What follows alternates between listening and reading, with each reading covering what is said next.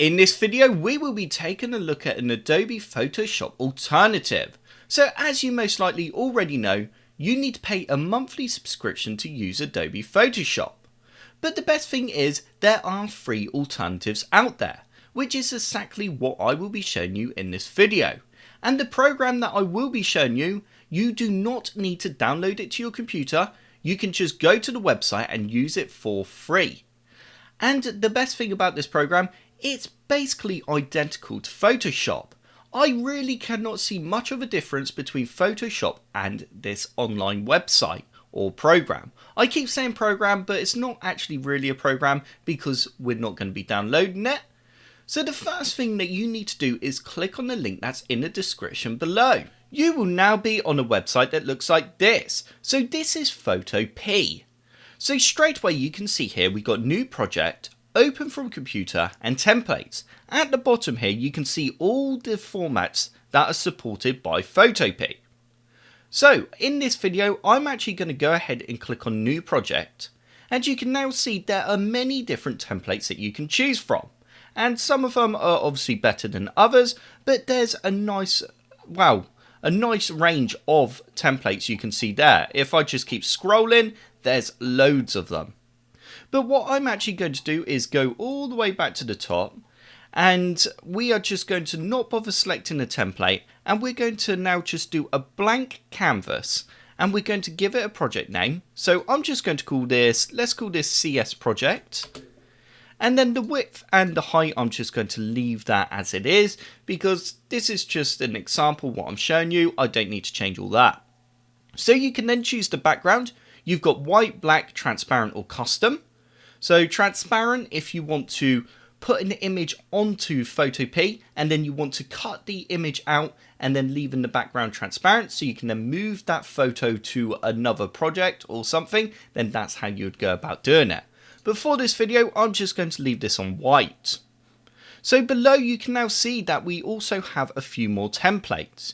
You've got a Facebook page cover, you've also got a Facebook group header, YouTube thumbnail, YouTube profile. So this is all great because if you don't want to go around searching online to find the dimensions that you need to use for a YouTube cover, for example, it's already here.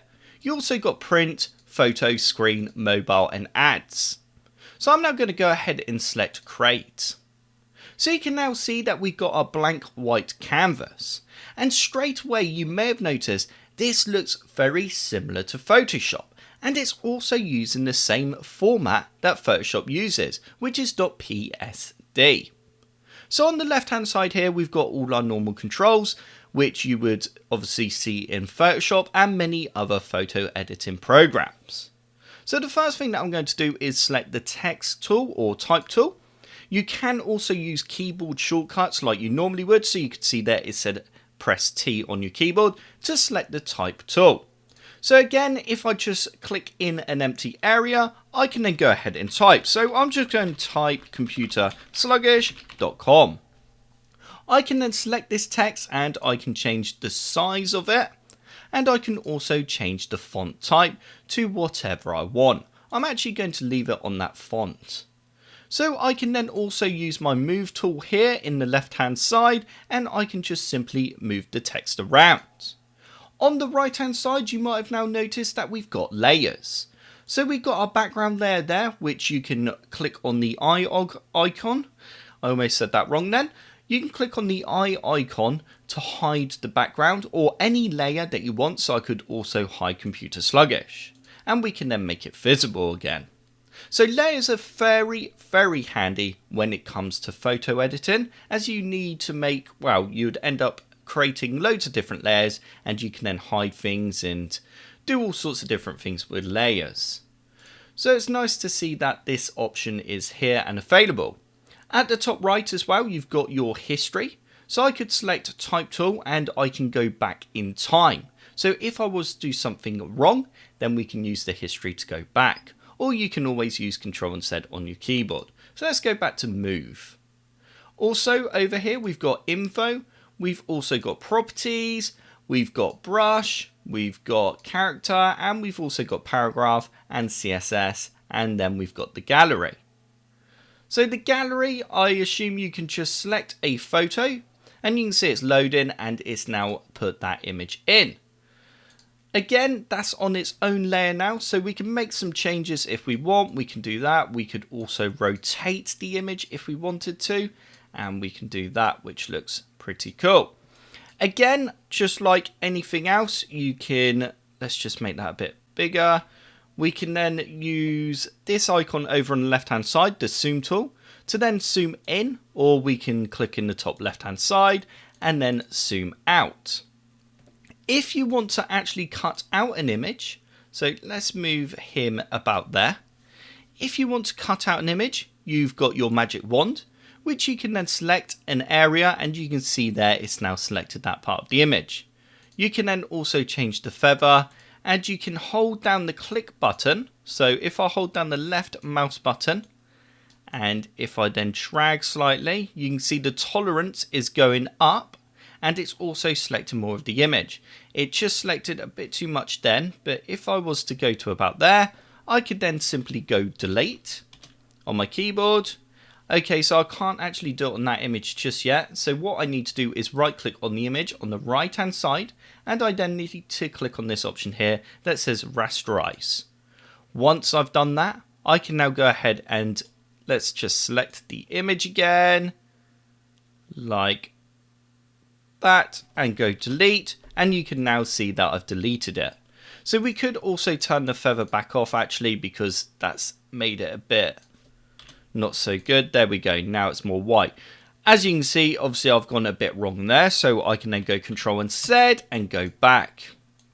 So yeah, that is basically how you can remove parts of an image and then show the background. And then if I was to hide the background, you can see there it would be transparent. If I go onto the left hand side as well, we've got the eraser tool. Just like you would see in any other editing program, you can then change the size of the eraser by clicking in the top left. And again, I could then go around on the image. I think I just raised his tail slightly then, whoopsie.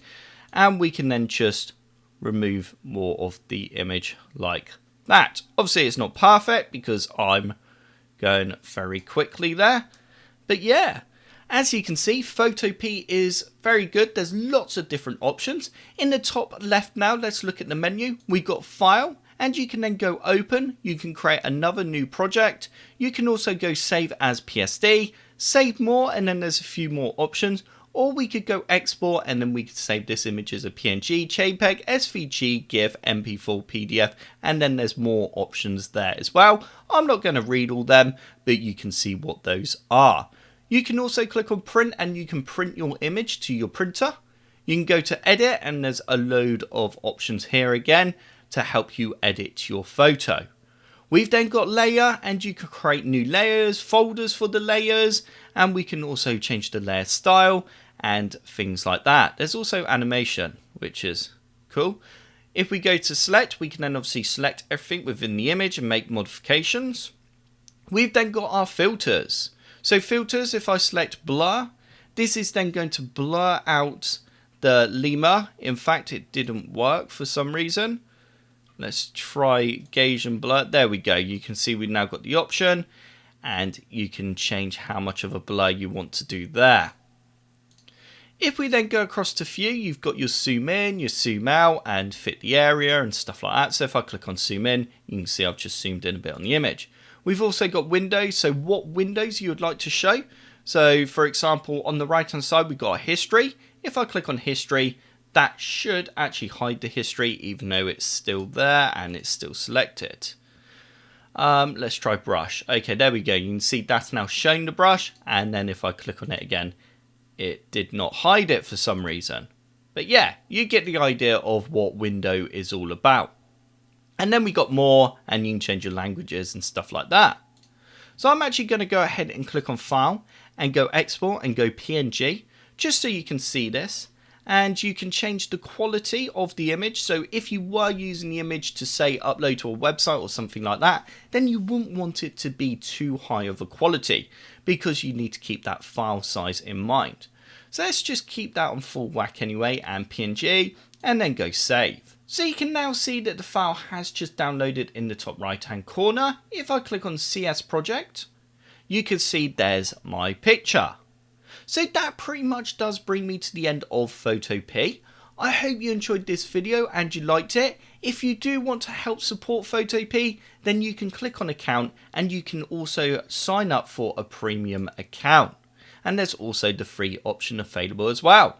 So like I said, if you liked the video, click the like button below. And if you do want to see more computer sluggish videos, then click the subscribe button. If you do subscribe, then I will see you in the next video.